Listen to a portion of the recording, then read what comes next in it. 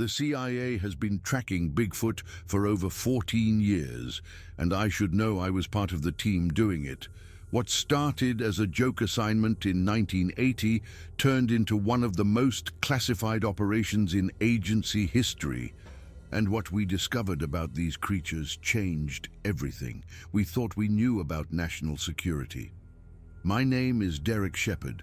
I'm 36 years old, and this is the story I was never supposed to tell. But in 1994, after leaving the agency, I've decided the American people deserve to know the truth.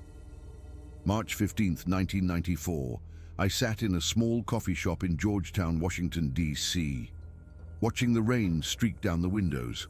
The cafe was called Murphy's, a place that had been around since the 1950s with red vinyl booths and a jukebox that still played Patti Cline. I'd chosen it specifically because it was loud, crowded, and the kind of place where nobody paid attention to anyone else's conversations.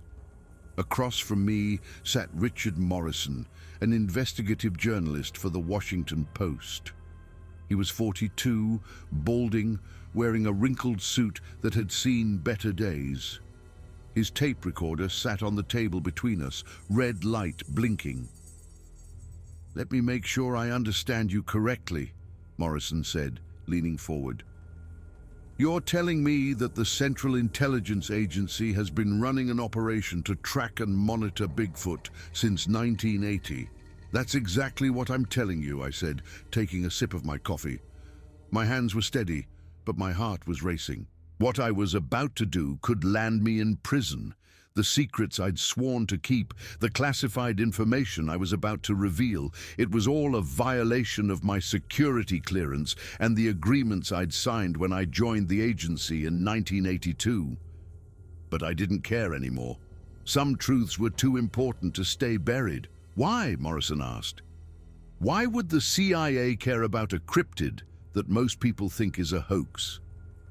"Because it's not a hoax," I said simply. "Bigfoot is real.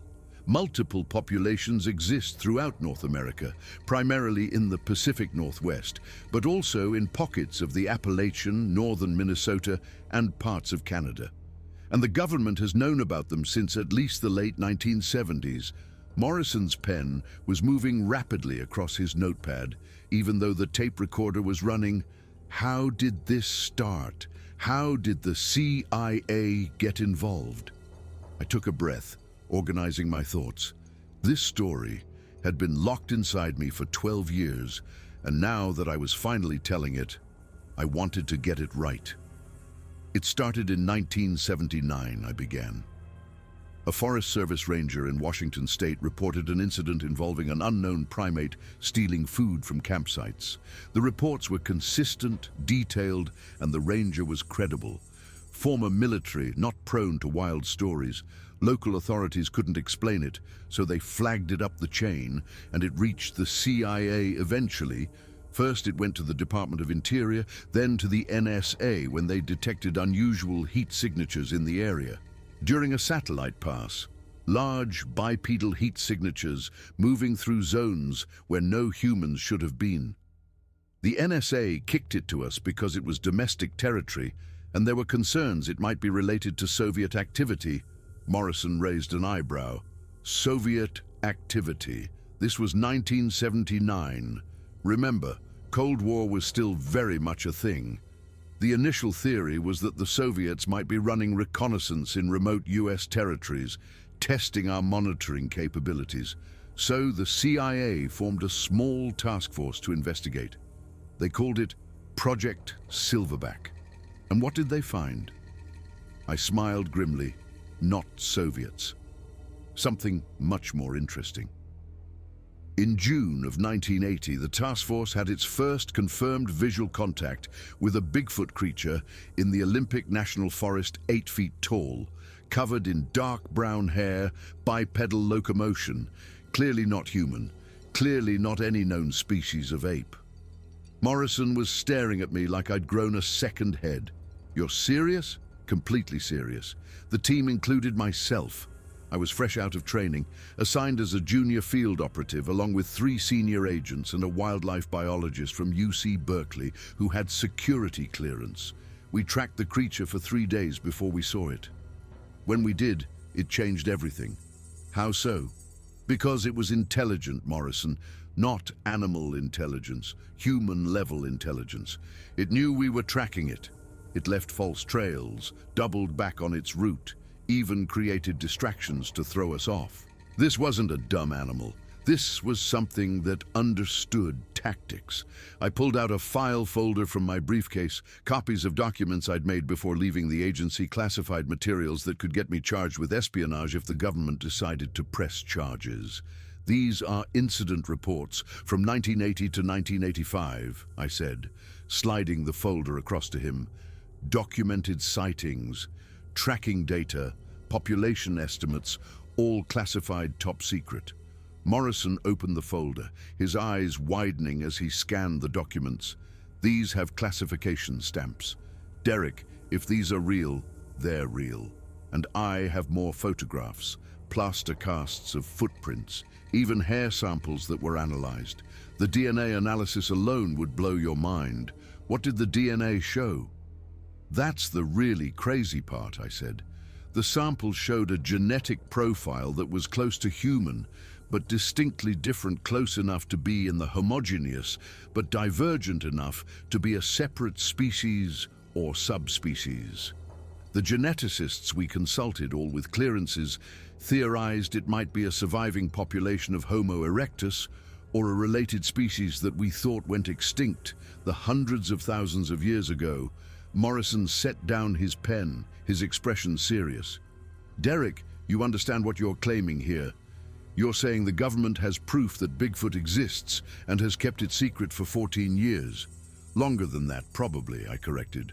I'm telling you what I know from my involvement starting in 1980. But there are hints in the classified files that the government has known about these creatures since at least the 1960s, maybe earlier. There are references to something called Operation Tall Timber from the 1950s that I never got clearance to see. Why keep it secret? Why not announce this discovery? I laughed, but there was no humor in it. Think about it, Morrison. You announced that there's an unknown species of human-like primate living in American forests. What happens? Chaos.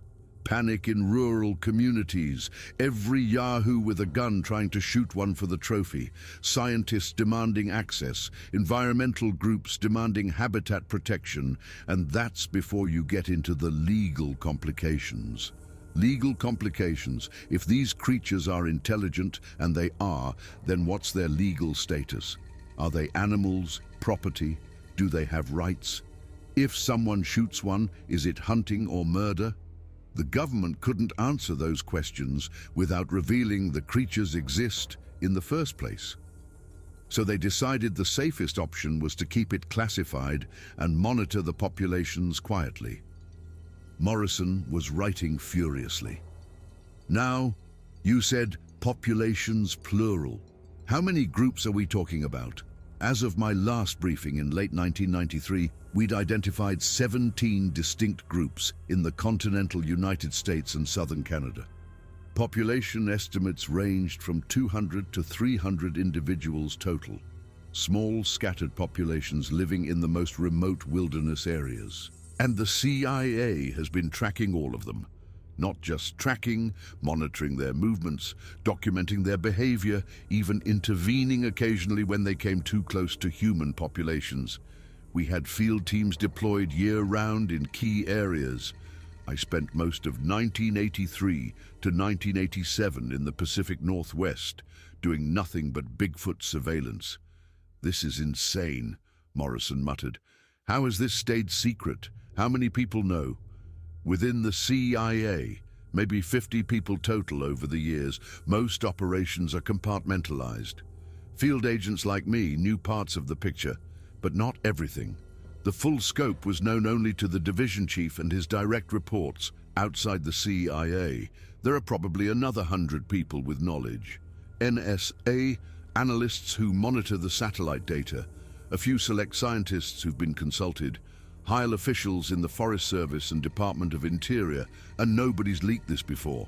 Now, the penalties for leaking classified information are severe, Morrison. Prison time, loss of pension, being branded a traitor. Plus, there's the credibility issue. Who's going to believe a story about the CIA tracking Bigfoot?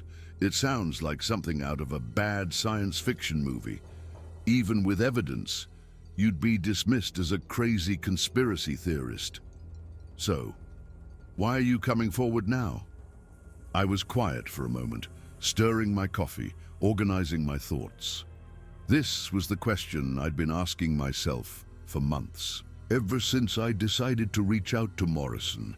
Because it's not right, I said finally. These creatures exist. They're living on American soil, and the public has a right to know. Moreover, their populations are declining. Habitat loss, climate change, human encroachment. They're being pushed into smaller and smaller territories. In another 20 years, they might be extinct. And when they're gone, the government will just classify the whole thing forever. And it'll be like they never existed. You're risking everything to tell the story, Morrison observed. I know, but I'm done lying. I'm done being a part of the cover-up. These creatures, they're intelligent beings trying to survive in a world that doesn't even acknowledge they exist. They deserve better than that. Morrison leaned back in his booth, studying me. You realize I'm going to need more than your word, and some documents. I'll need corroboration, additional sources, verifiable evidence. I can give you that, I said. I have contact information for 2 other former operatives who worked on Project Silverback. They've agreed to speak with you off the record initially. I also have location data for where you can find evidence yourself, areas where the creatures are known to frequent, where you can find footprints, signs of their presence. This is going to be the biggest story of my career, Morrison said, almost to himself. If it's true, I assured him. And Morrison, when you publish this, the government is going to deny everything. They'll call me a disgruntled former employee, claim the documents are fabricated, discredit the sources. You need to be prepared for that. I've dealt with government denials before. Not like this. This isn't some political scandal that'll blow over in a news cycle.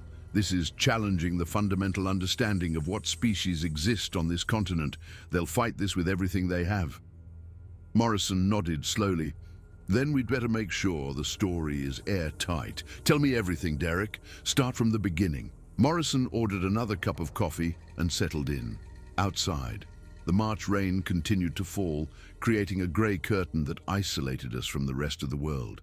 I pulled out more documents from my briefcase, maps, photographs, field reports. Let me tell you about my first real encounter, I said. August 1983.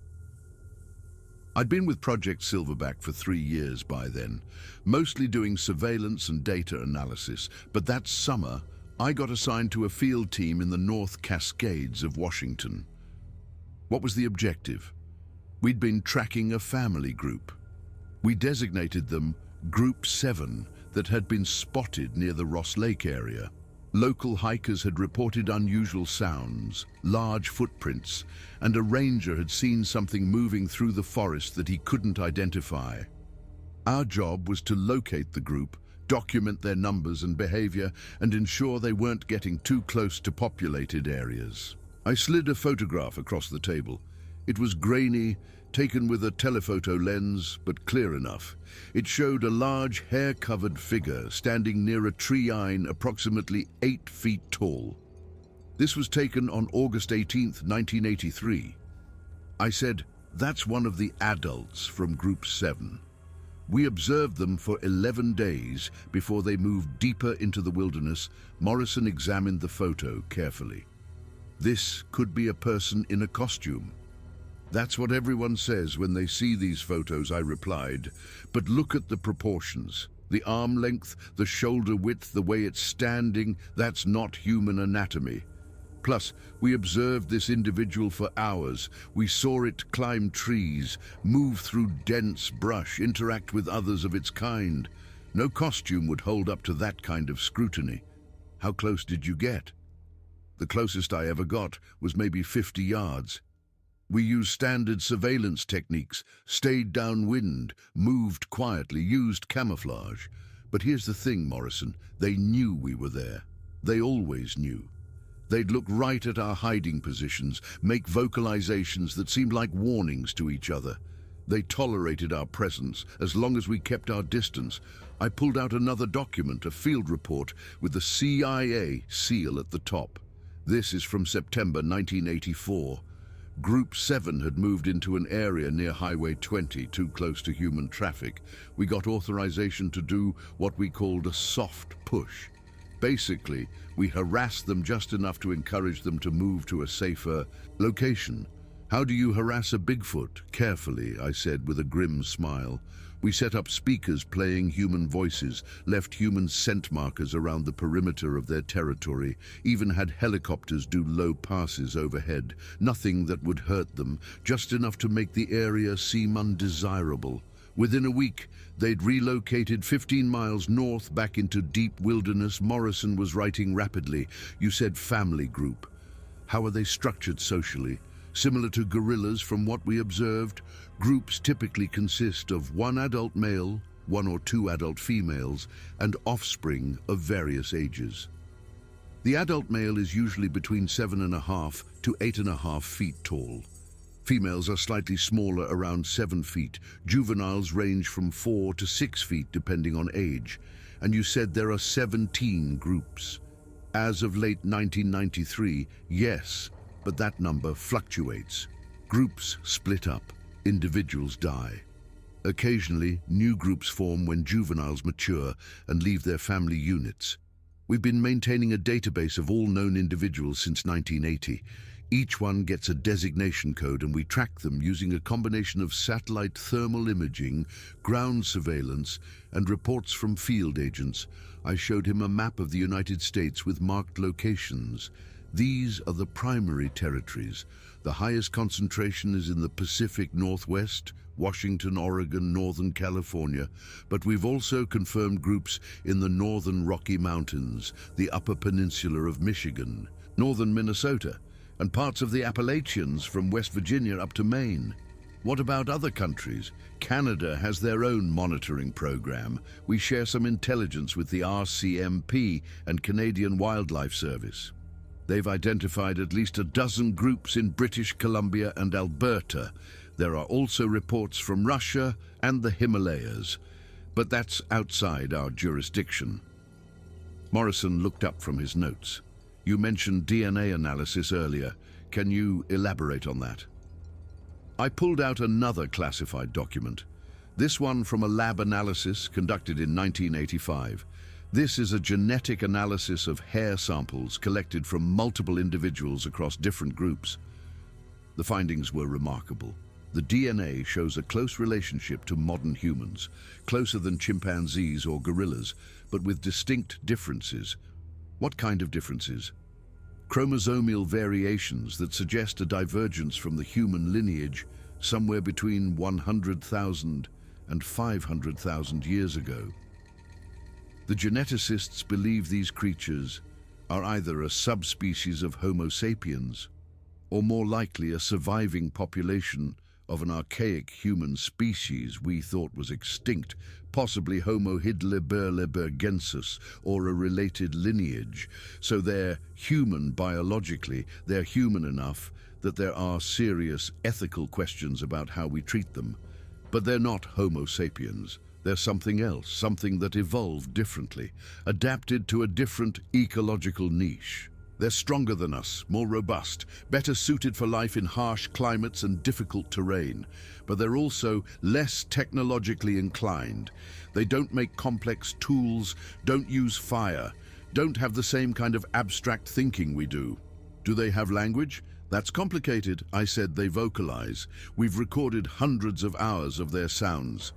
There are patterns, structures that suggest communication, but whether it's language in the way we understand it, we can't say for certain. The linguists we consulted said it might be proto-language, something between animal communication and true human language. Morrison was quiet for a moment, processing everything. Derek, This is extraordinary, but it's also terrifying.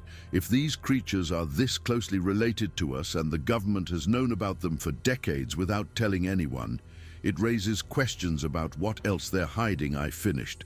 That's part of why I'm coming forward. This isn't just about Bigfoot. It's about government transparency, about the public's right to know what's really out there. Tell me about the operational protocols. How does the CIA actually track these creatures day to day? I leaned back in the booth. We have three main methods. First is satellite surveillance. NSA has dedicated satellite time for thermal imaging of known territories. They can detect large heat signatures moving through areas where humans shouldn't be. When they get a hit, they alert our field teams. Second is ground surveillance. We maintain small teams of agents in field offices near major territories, 2 to 4 agents per location, rotating every 6 months. They monitor local reports, interview witnesses, do regular patrols of known habitat areas. Most of their work is just staying aware of where the creatures are and making sure they're not getting too close to populated areas. Third is what we call cooperative intelligence. Information sharing with select individuals who have clearance. Certain Forest Service rangers, some state wildlife officials, even a few private citizens who live in remote areas and have had encounters. They report to us and we investigate. These private citizens, they know about the government operation. Not officially. We approach it as wildlife research. We tell them we're studying an unknown species, that their observations are valuable for conservation efforts. Most of them are just happy someone's taking their sighting seriously instead of calling them crazy. Morrison tapped his pen on his notepad. What about the physical evidence? You mentioned footprints, hair samples. Where does that go? There's a secure facility in Fort Detrick, Maryland. All physical evidence from Project Silverback is stored there. Plaster casts of hundreds of footprints, hair and tissue samples, even scat samples. There are also audio recordings, photographs, video footage. It's all classified, locked away where the public can't see it. Could you get access to any of that? Not anymore. I resigned in January. My clearance was revoked, but I kept copies of some documents like what I'm showing you now, and I know people who still work there who might be willing to help. Off the record, this is incredibly risky for you, Morrison observed. I know, but Morrison, these creatures are in trouble. Their populations are declining. Every year their habitat gets smaller. Logging development, climate change, it's all pushing them into corners. We estimate that at current rates of decline, they could be functionally extinct within 30 to 40 years. And the government is content to just monitor them while they disappear. Why not protect them? Establish preserves, breeding programs, because that would require acknowledging they exist. And the government has decided that's not an option. There are economic considerations, logging interests, mining rights, land development. If we acknowledge these creatures exist and need protection, it would impact billions of dollars in natural resource extraction. So instead, we watch them die out slowly and keep the whole thing classified. I pulled out one final document, a population projection chart from 1992. This shows the projected population decline over the next 50 years if no intervention occurs. By 2040, we're looking at maybe 50 to 75 individuals total by 2050, possibly extinct entirely. The government knows this, Morrison. They have the data, and they're choosing to do nothing. Morrison stared at the chart for a long moment. This is genocide by inaction. That's exactly what it is, and that's why I'm here, because someone needs to force the government's hand. Someone needs to make this public so there's pressure to actually protect these creatures instead of just watching them disappear. What do you think will happen when this story breaks? Honestly, chaos. The government will deny it, attack my credibility, maybe even charge me with espionage. Cryptozoologists will claim vindication. Scientists will demand access to the evidence. Hunters will flood into the forests trying to bag one. It's going to be a mess, but it's necessary. It's necessary. I confirmed because the alternative is watching an entire species. A species closely related to us, possibly the last surviving relatives of ancient humanity, go extinct while we pretend they don't exist. I can't live with that on my conscience anymore. Morrison glanced at his tape recorder to make sure it was still running. You mentioned earlier that you've had direct encounters. Tell me about the closest one, the one that convinced you beyond any doubt. I took a long drink of my now cold coffee, steeling myself. This was the part I'd never told anyone outside the agency, the part that still gave me nightmares. November 1986, Olympic National Forest. I was part of a 3-person team tracking Group 12, a family unit we'd been monitoring for about 8 months. The team leader was Agent Frank Holloway, a 15-year veteran. The other member was Dr. Patricia Chen, a zoologist from Stanford who was on loan to the project. What was the objective? We'd received reports from a logging camp about 15 miles from our last confirmed sighting of Group 12 equipment going missing, strange sounds at night, enormous footprints around the perimeter. The logging company was getting nervous, and we needed to determine if it was our target group or something else. I pulled out a field report, this one marked with multiple classification stamps. We set up a surveillance camp about 2 miles from the logging site. Standard procedure: rotate watches, maintain radio silence except for scheduled check-ins, document everything we see. On the third night around 2 a.m., I was on watch. Frank and Patricia were asleep in their tents. I heard something moving through the forest and something big trying to be quiet, but not quite succeeding. I grabbed my night vision goggles and my camera. Morrison leaned forward. What did you see? An adult male approximately 8 feet tall, moving through the trees about 40 yards from our camp. It was heading toward us, but not directly, more like it was circling, investigating. I woke Frank immediately. We both watched it for about 10 minutes, taking photographs, documenting its movement patterns. Then it stopped, just froze in place, maybe 25 yards away, and it looked directly at our position. Morrison, I swear to God, it locked eyes with me through those night vision goggles. It knew exactly where we were. What did you do? Frank made the call to stay still. Don't engage. Standard protocol for observation missions. So, we just stayed there, watching it watch us. This went on for maybe 5 minutes, though it felt like an hour. Then, the creature did something that changed everything. I paused, the memory as vivid as if it had happened yesterday. It raised its hand and made a gesture. Not random, not threatening.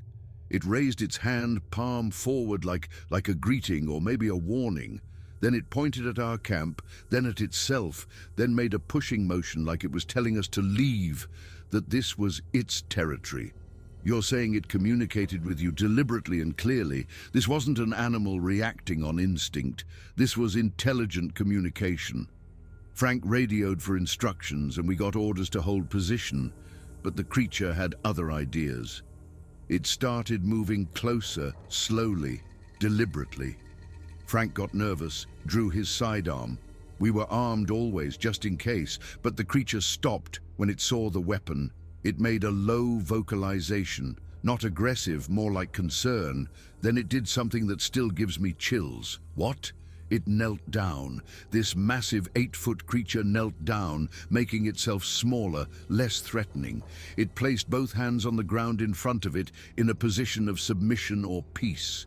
Then it looked at us and made a sound, softer this time, almost questioning. Patricia woke up at this point, heard the commotion. When she saw what was happening, she did something against protocol. She stood up, stepped out from behind our cover, and walked toward the creature. Morrison's eyes widened. That's insane. That's what Frank said, practically shouting at her to get back, but Patricia ignored him. She walked to within maybe 10 feet of the creature and sat down on the ground, mirroring its posture, making herself vulnerable, showing trust. The creature watched her, tilted its head. I swear it looked curious. Then it did something neither Frank nor I expected. It reached into the forest undergrowth and pulled out something, a handful of berries. It set them on the ground between itself and Patricia, then backed up slightly. An offering, Morrison said. Exactly. Patricia understood immediately. She pulled a granola bar from her pocket, unwrapped it, and placed it next to the berries. Then she backed up too. We all just sat there for a moment, this bizarre standoff in the middle of the forest at 2 o'clock in the morning. Then the creature picked up the granola bar, examined it, smelled it, and it ate it. It sat there eating this granola bar while Patricia ate some of the berries it had offered. They were just sharing food. Two intelligent beings from different species, communicating through the most basic form of social bonding. I showed Morrison a photograph from that night. It was grainy, taken with night vision, but it clearly showed the creature sitting across from a human. Figure both of them on the ground. This photo has been classified top secret for 8 years. I said it's proof of intelligent interaction between humans and these creatures, and the government has kept it locked away. What happened next? The creature stayed for about 20 minutes. Patricia tried to communicate with it, showing it objects, making gestures. The creature responded, showed understanding. It pointed at things, made vocalizations that seemed to have meaning. Then it heard something we didn't. Its head jerked up, looking into the forest. It stood up quickly, made one last vocalization to Patricia, and disappeared into the darkness. Did you see it again? Not that trip, but we found evidence the next morning, footprints, places where it had been observing our camp. And this, I pulled out a photograph of a carefully arranged pile of stones. We found this about 50 yards from our camp stones, deliberately stacked in a pattern. Patricia believed it was a marker, a way of saying, I was here, or marking territory. We found similar structures near other encounter sites. Morrison studied the photo, so they're creating structures. That's advanced behavior. That's what makes them so remarkable. They have tool use, social structures, apparent language, and now evidence of symbolic behavior, making markers, possibly even art. These are all indicators of human-level intelligence. After that incident, what did the agency do? They were furious with Patricia for breaking protocol, but they couldn't ignore what had happened. It became clear that these weren't just animals to be monitored. They were intelligent beings capable of peaceful interaction with humans that changed the whole nature of the operation. How so? Before that, Project Silverback was purely observational. Track them, document them, make sure they stay away from humans. After November 1986, there was serious debate at the highest levels about whether we should attempt communication, establish diplomatic contact even. Did you? Not officially, but there were a few other incidents like mine. Field agents having encounters where the creatures showed clear attempts at communication. Each time we documented it, reported it up the chain. But the decision from above was always the same. Observe, but don't engage. They were worried about the implications of official contact. What implications? Legal ones, mostly. If we officially acknowledge these creatures exist and are intelligent, what's their status? Do they have rights? Are they protected under some law? Could they make land claims? After all, their ancestors were here long before Europeans arrived. The lawyers went crazy with hypotheticals, so the decision was to just ignore them. Not ignore, to monitor. Continue the surveillance program, but don't acknowledge their intelligence. Don't engage in communication. Just watch them slowly decline toward extinction while we document every step. That's monstrous. That's government bureaucracy. Nobody wanted to be responsible for the can of worms that would open. So they kicked it down the road, classified everything, and hoped the problem would resolve itself. Resolve itself meaning wait for them to go extinct, then classify the entire project permanently. No creatures, no problem, no uncomfortable questions about why we hid them for so long. Morrison set down his pen, his expression troubled. Derek, if what you're telling me is true, this is bigger than Watergate. This is the government covering up the existence of an intelligent species. I know that's why I'm here. Because in another decade or two, there won't be any evidence left except classified files in a vault somewhere. These creatures will be gone, and most of humanity will never know they existed. What do you want to happen when this story publishes? I want congressional hearings. I want the classified files declassified. I want scientists who aren't bound by security clearances to study these creatures and develop real conservation plans. I want their habitat protected before it's too late. And you're willing to risk prison for that? I'm willing to risk anything for that, Morrison. I've spent 12 years lying to friends, family, the American people about what I really did for the CIA. I've watched these creatures through binoculars and night vision goggles, documented their decline, and done nothing meaningful to help them. I'm done being complicit. When I publish this, your life is going to change dramatically. I know the agency will come after me. I'll probably be arrested. My reputation will be destroyed. But none of that matters if it means these creatures have a chance at survival. Morrison checked his tape recorder again. I'm going to need to corroborate all of this. Names of other operatives, access to more documentation, expert opinions on the evidence you're providing. I can give you 2 other names, agents who worked on Project Silverback and have since left the agency. They've agreed to speak with you confidentially, and I have more documents, more photographs. It's going to take time to go through everything. How much time do we have? The agency knows I copied files when I left. They're probably investigating internally right now, trying to figure out what I took and who I might talk to. We have maybe a few weeks before they move to stop this story from publishing. Then we'd better work fast. Morrison's pencil paused over the page. So you'd been planning to come forward since January? I nodded. Not planning, hesitating. I didn't decide until late February. It took something big. What happened? The coffee shop seemed to shrink around us. A table of college kids laughed near the jukebox. Patty Klein still spinning like the place was frozen in time. I lowered my voice. Because in late '93, I said, the CIA slipped into new territory. They crossed a line we were never supposed to cross. Morrison leaned forward. I continued. December 1993, we received intel from a timber company near Mount St. Helens, remote area along Forest Road 25. A logging foreman called a Forest Service contact who was friendly to Silverback. He'd reported his crew hearing howls at night, finding stripped deer carcasses hung 8 or 9 feet up in trees. That behavior wasn't unusual for Group 7, who we'd tracked off and on since the early 80s. We thought they were long gone, but apparently they'd returned. And Morrison asked, 2 weeks later, December 22nd, we got satellite thermal hits.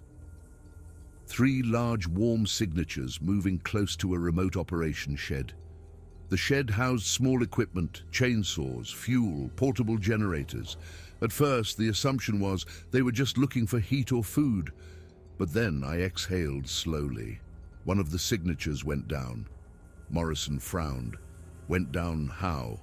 Collapsed. The thermal image showed it slumping and going still. The other 2 signatures hovered around it for nearly 2 hours, then left the area. That wasn't normal. They don't abandon their injured unless something is really wrong. What did your team do? I was off rotation, but Holloway Frank was still running field ops. He assembled a 5-man team, including a medic familiar with Silverback protocols. Orders were simple.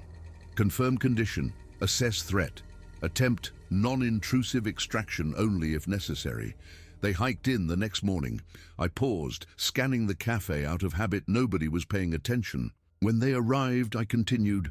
They found blood, not human. Dark, thicker tufts of hair along brush matched the chocolate-brown adult male we believed was the group's alpha footprints, 14 inches long, wide, deep heel impressions. They tracked the injured individual about a quarter mile to a ravine. That's where they found it. Morrison swallowed. Still alive, just barely. An adult male about 8 feet tall, roughly 300 to 350 pounds. It had deep lacerations along the rib cage, some punctures, beeline punctures, narrow and deep. The medic thought it looked like an attack from a large predator, maybe a cougar. Except cougars don't strike like that, not with precision. What did they do? They stabilized it, basic field dressing. It was conscious, barely attract them with its eyes, tried to sit up, but couldn't. Frank said it vocalized, low, rhythmic, not random. It tried to communicate. Morrison's pen scraped the page. And then Frank made the call. That broke everything. I locked eyes with him. He ordered an extract. Morrison's expression sharpened. Wait. Silverback didn't have authority to capture one of these things, right? I said. We'd been strictly forbidden. Observe only. Never capture, never contain. But Holloway radioed in claiming urgent medical necessity. Clearance came back verbal from a senior we didn't know, authorizing transport to a temporary medical site. Who gave that authorization? No idea. The name wasn't logged, no recording, only Frank heard it. I leaned back, feeling the old frustration simmer. The team sedated the creature, spent 3 hours carrying it across uneven ground to a logging access road. They loaded it in a modified transport van. Inside were restraints pre-installed. That alone should have raised alarms. Someone had prepared for this. What then? Morrison asked. They brought it to a temporary facility near Packwood, a shipping container lab installed on private land, leased under a dummy corporation. They hooked it to IV fluids, ran basic vitals. For the first 48 hours, the creature was stable. Then the suits arrived from the CIA. Not exactly. I looked down at my empty cup. They had Langley credentials, but they weren't from our division. No field history, no silverback familiarity. They were escorted by 2 men who never gave names, due most likely. I was called in 2 days later. By then, I continued, everything was different. Holloway wouldn't look me in the eye.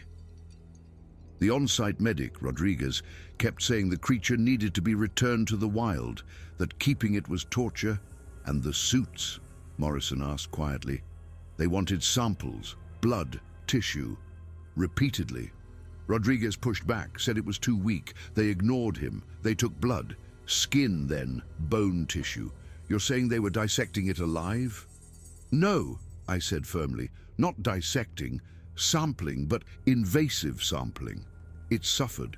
It vocalized during procedures, loud, distressed, echoed through the metal walls. Morrison stared at me, horrified. This wasn't just research, I said. It felt like interrogation, testing responses, patterns. They played recorded vocalizations to it, Bigfoot recordings from other encounters. It would respond weakly, then stop. What happened to it? It died on the 4th night. I swallowed. I arrived the morning after. Rodriguez was gone, transferred without notice. The body was sealed in a transport crate. The suit said it was going to Fort Detrick. Truth. I shook my head. It never made it there. Or if it did, nobody at Detrick would acknowledge it. Every inquiry got stonewalled. Holloway told me to drop it. He said, I didn't want to know. And that was when you decided to leave. That was when the job became something else. We'd spent a decade working to protect these creatures, monitor, observe, discourage contact. But now someone had shifted the mission. They wanted physical control, biological material, maybe weaponization. Who knows? I leaned forward, and here's the worst part. 3 days after the creature died, Group 7 disappeared from satellite imaging, entirely just gone, as if they were warned or something drove them away, or Morrison whispered, eliminated. I didn't respond. He wiped his mouth, unsettled. This explains your urgency. I nodded. The agency crossed a threshold. Someone wanted leverage over these beings. If one capture turned into many, extinction would accelerate, and with the government denying everything, there'd be no oversight, no accountability. Morrison let out a shaky breath. So what now? We do what the agency wouldn't. I said, we tell the public, force transparency. If enough eyes are on this, they can't hide it. And maybe these creatures get a chance. Before Morrison could respond, The bell over the cafe door jingled. A man in a dark raincoat walked in, scanning the room like he didn't care who noticed he wasn't dressed like a regular. Clean haircut, stillness in his posture, eyes too focused. My blood went cold. He wasn't here for coffee. I leaned across the booth and lowered my voice. We're out of time. The bell above Murphy's door stopped jingling, but the weight in the room didn't. The man in the dark raincoat shook the water off his shoulders, scanned the tables again, and took a seat at the counter without ordering. He didn't even pretend to look at a menu. I kept my tone steady. Don't react. He's watching us. Morrison didn't turn, only lowered his gaze toward his notebook. CIA, he whispered. Maybe could be DOD, could be nobody. But nobody walks into a Georgetown cafe at 9 a.m. wearing shoes that clean unless they want to be seen. I shifted slightly, positioning my body so I could watch the man in the chrome reflection of the napkin holder. He didn't talk, he didn't drink, he just watched. We need to go, I said, keeping my voice level. Right now, casually, separate exits. Morrison swallowed. You said you expected them to come after you. I didn't think I told you this wasn't a normal story. I slid out of the booth, dropping a few crumpled bills on the table. Morrison hesitated, packing the tape recorder into his coat. His hands were trembling. Keep the documents hidden, I whispered. Not on you. Not at home. He nodded. As I stood, the raincoat man lifted a coffee mug. Someone must have set it there without me noticing. He didn't drink it, just held it, waiting. I walked toward the restroom corridor. Morrison moved toward the front door. No one followed him. Inside the narrow hallway, I pushed through the back exit into a service alley. Cold March air hit my face. I didn't run, not yet. I walked to the corner and looked back. The raincoat man was gone. Not outside, not in the alley. Gone. I didn't go home. I didn't go to my hotel. I went straight to the one place I trusted, a storage unit in Arlington, where I'd kept copies of files, maps, and a few undeveloped photographs from Silverback. I stayed there until evening. At 7:10 p.m., the landline phone mounted to the cinder block wall rang. No one had the number. I didn't answer. It rang again. I picked up a familiar voice. You're moving too fast, Shepard. My throat tightened. I recognized him. Leland Shaw, former deputy director who'd oversaw several off-book programs in the late 80s. He'd never officially been tied to Silverback, yet somehow he always knew everything. You need to stop, Shaw said calmly. There are people who don't want the story out. That's why it has to come out, I said. He sighed. Derek, listen to me. You're making a mistake. You think you're doing the right thing, but you're not seeing the whole board. I saw enough. You saw pieces. Pieces are dangerous. He paused. That creature you recovered in '93? You think that was a rogue? You think it was wounded by chance? My chest tightened. What are you saying? There were competing interests, groups inside and outside government who believed these beings shouldn't be allowed to roam uncontrolled. Some thought they represented an unknown national security threat. Others thought they were an opportunity. Biology, defense, anthropology. Pick your field. Someone wants them. You're justifying what happened. No. I'm explaining it. Some of us wanted to keep them safe, study from a distance, leave them alone. Others wanted leverage, and right now, a beat. The wrong people are winning. I gripped the phone. So help us. I am, he said quietly. I'm telling you to disappear. You can't win this fight. They'll bury the truth before you can publish, and they'll bury you too. I'm already in too deep. Then at least protect the others, the operatives who helped you, the journalist, everyone you've already involved. The line went silent for a moment. Then Shaw spoke again. There are more of them, Derek. More than your data ever showed. They're not extinct. Not yet. But if you push this, they will be. The phone clicked. He was gone. I stood there in the dim fluorescent light, staring at the silent receiver. Was that a threat? A warning? Both? I packed the remaining documents into a duffel, locked the unit and slipped into the night. For 3 days, I vanished. Cheap motel, cash payments, no calls, no predictable movement. On the 4th day, Morrison contacted me through the coded message we'd arranged, a postcard, blank except for a time and an address. 9:30 p.m. Rock Creek Park. I arrived early. The park was silent except for distant traffic, wet leaves shining under street lamps. Morrison waited on a bench, coat pulled tight. He looked exhausted and afraid. "You talked to someone," he said. I nodded. So did I. He reached into his coat and handed me an envelope. Inside were photographs, black and white surveillance stills, a warehouse cargo truck, men loading a long crate under floodlights. "Where did you get these?" I asked a source. "Someone inside Fort Detrick. They said the crate from Packwood never entered the main facility. It was rerouted to a private contractor in Virginia." I exhaled. "Then the sample's gone," he said, "and the body." He shook his head. "No record, no archive number, nothing." I stared at the photos. One still showed 2 men standing by the crate. Their silhouettes weren't visible clearly, but one gesture was unmistakable. One of them looked like he was checking for a pulse on something inside. "That was taken 3 weeks ago," Morrison said. "Meaning whatever's in there isn't dead." The air thinned. "That's not possible," I whispered. "I thought you should see it before we publish." I turned to him. "After this, you still want to?" "Yes, and I'm going to with or without you." I admired the conviction, feared it too. "We have enough to go public," he said. "Documents, photographs, maps, witnesses. We publish, then we deal with the fallout." The wind kicked up, scattering leaves across the path. "What about Shaw?" I asked. "He thinks revealing this kills them." Morrison looked at me. "Or protects them. Sunlight is the only defense against people who operate in darkness." A branch snapped somewhere in the woods. Both of us froze. Then a sound, not a roar, not a growl, a low, resonant call, almost conversational. It carried through the trees with an eerie calm, neither hostile nor urgent. I'd heard that call before in 1986.